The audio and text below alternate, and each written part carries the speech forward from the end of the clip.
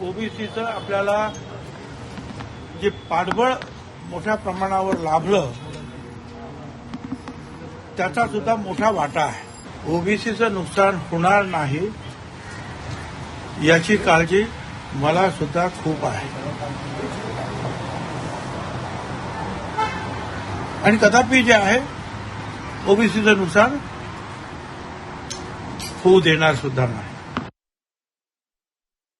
मी आणि समीर भाऊ भुजबळ या दोघांनी मुख्यमंत्र्यांची भेट घेतली. वेगळं वातावरण आहे. ते 8-10 दिवस मला तुम्ही द्या. 8-10 दिवसानंतर आपण पुन्हा भेटू आणि निश्चितपणे जे आहे काय ते एक चांगला मार्ग जे आहे याच्यातून निश्चितपणे आपण शोधून काढू. राष्ट्रवादीला पर्याय म्हणून भाजपचा तुम्ही स्वीकार करणार का? एक स्पष्ट प्रश्न. हे बघा, यापेक्षा मी आता जास्त काही सांगू शकत नाही. मला जे काय बोलायचं आहे मी यापूर्वी सगळं बोललेलो आहे तुमच्यावर. धन्यवाद.